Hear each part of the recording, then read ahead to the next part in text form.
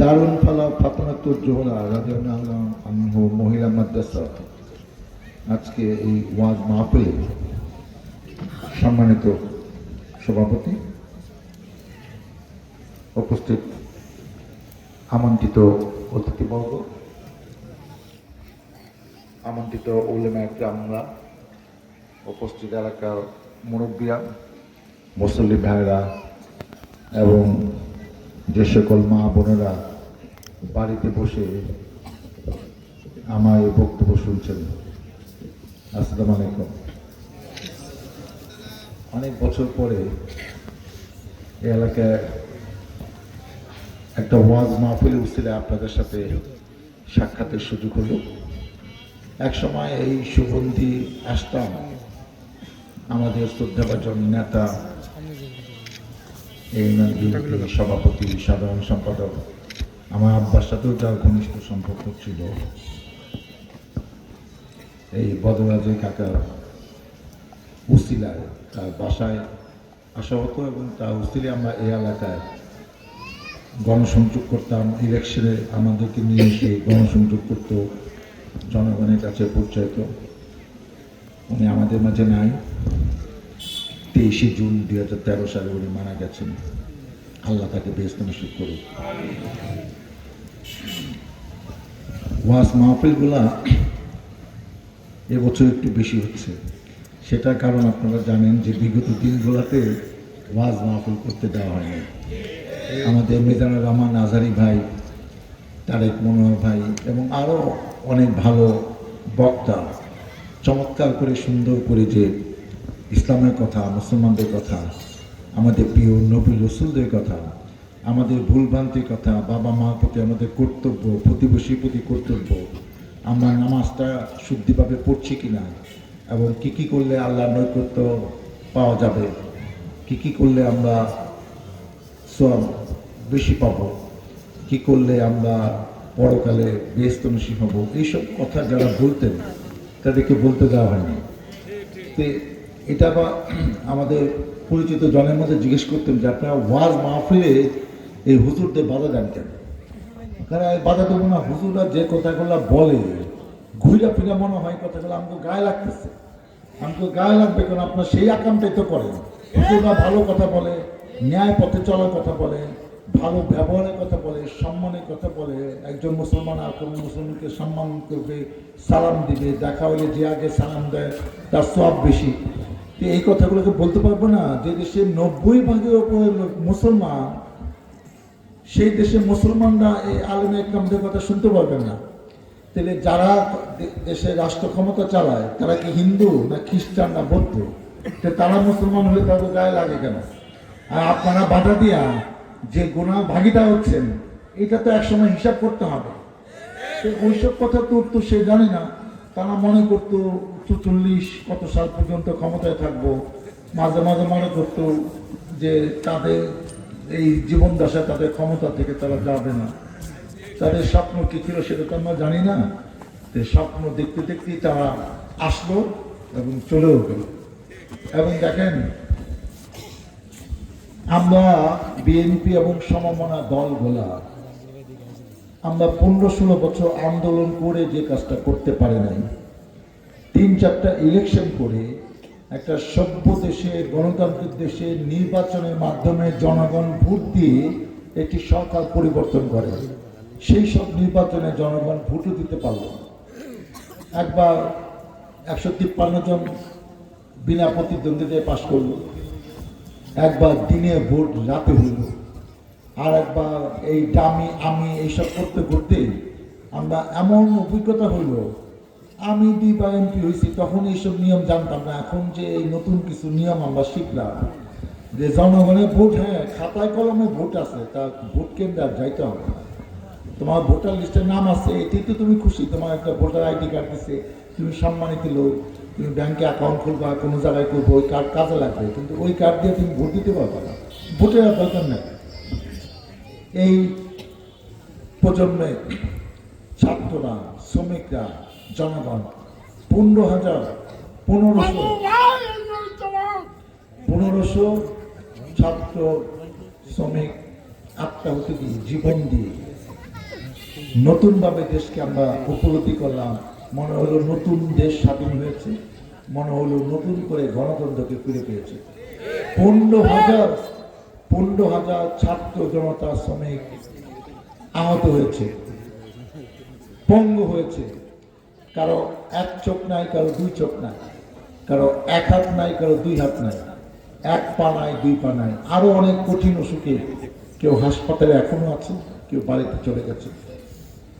এই ছাত্ররা হয়তো বড় হয়ে কেউ ডাক্তার হইতো, ইঞ্জিনিয়ার হইতো, কেউ শিক্ষক হইতো, কেউ এসপি, ডিসি, সচিব হইতো, কেউ ব্যবসায়ী হইতো, আমাদের মতো রাজনীতিবিদ হইতো।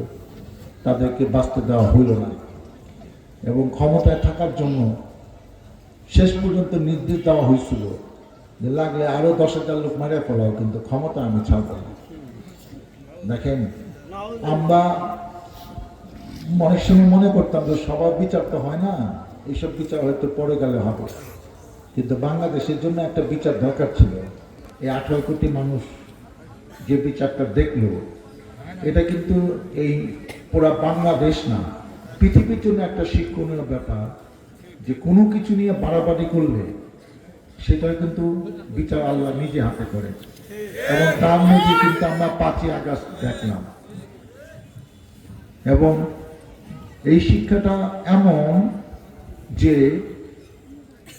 আমরা যারা রাজনীতি করি আমাদের জন্য এটা শিক্ষা যে বাড়াবাড়ি করলে কি পতন কিন্তু এরকমও হইতে পারে। আপনি কি সুন্দর একটা নির্বাচন 7ই জানুয়ারি 2024 সালে করলেন, আপনি 7-8 মাসও টিকতে পারলেন না, কারণ নির্বাচনে তো জনগণের 5% ভোট দেয় না। জনগণকে যারা সম্মানিত না করে, জনগণকে যে গুরুত্ব না দেয়, জনগণকে খালি মুখোমুখি যারা মনে করে যে হ্যাঁ জনগণের ভোটেই এমপি, মন্ত্রী, প্রধানমন্ত্রী হওয়া যায়, কিন্তু কাজের জনগণকে কিছু মনে করে না, তাদের জন্য এরকম পরিণতি থাকে। এটা জীবন দশে আমরা দেখে গেলাম। দেশের জন্য মঙ্গল হয়েছে, আমরা যারা রাজনীতি করবো আগামীতে তাদের জন্য একটা শিক্ষা হয়েছে যে এইভাবে করে শেষ পর্যন্ত পাওয়া যায় না। যারা এতদিন মনে করত তাদের পুলিশ, তাদের ডিবি, তাদের বিজেপি, তাদের অমুক বাহিনী, অমুক বাহিনী, অমুক বাহিনী, কোনো বাহিনী কিন্তু এই সাজানো গোছানো বাজারে আপনি বসে থাকতে পারেন না। এটা একটা গণতান্ত্রিক দেশ, এটা রাজা বাদশার দেশ না। আজকে পৃথিবীর অনেক দেশে আছে যে গণতন্ত্র নাই, ওখানে পারিবারিকভাবে চলতেছে। মিডল ইস্টের সব কান্ট্রি, সৌদি আরব বলেন, সংযুক্ত আরব আমিরাত, দুবাই বলেন, আরও যেসব দেশ আছে, আরও আফ্রিকার অনেক দেশও আছে, কিন্তু যে দেশে ভোটের মাধ্যমে পালাবদল ঘটে সেখানে তো ভোট জনগণ দেবে এবং জনগণই পারে তাকে ভোট দিয়ে কখন ক্ষমতায় রাখবে। আজকে সব কথা আমরা বলতে চাই না, এটা ইসলামী জলসা। আমরা আসছি মূলত এই মাদ্রাসার সাথে একটু শরীক হইতে, কারণ এখানে কিছু ওই যে হুজুর বসে আছেন, উনি বললো যে আমার একটু সময় লাগবে, আপনি 2-4 কথা বলে চলে যান, আমার একটু কালেকশনের কাজ আছে। তো আমারও সৌভাগ্য হচ্ছে, আমিও আমার বক্তৃতা দিচ্ছি, আমি এটা শেষ করে আমিও হুজুরের হাতে কিছু টাকা দিয়ে যাবো, যাতে এই মাদ্রাসাটা ওসিলায় যারা এখানে পড়াশোনা করছে তারা যেন ভালো করে একদম ভালো মানুষ হয়ে, ভালো মুসলমান হয়ে বের হয়ে সমাজে, পরিবারে, রাষ্ট্রে কল্যাণে কাজ করতে পারে, আল্লাহ নৈকট্য লাভ করতে পারে এবং তাদের কাছ থেকে আমরা যদি অনেক কিছু শিখতে পারি। যে কথাটা আমি বলতে চাই সেটা হলো যে একসময় আমার পিতা মোহন দেওয়ান মোহাম্মদ ইদ্রিস সাহেব, উনি এই 79 সালে এই সাভারে ধানের শীষ মার্কা নিয়ে কিন্তু সংসদ সদস্য হয়েছিলেন। এবং শুধু তাই না, উনি 45 বছর 1943 থেকে 88 সাল পর্যন্ত আশুলিয়া এবং পরে ইয়া কইলেন একটানা চেয়ারম্যান ছিলেন।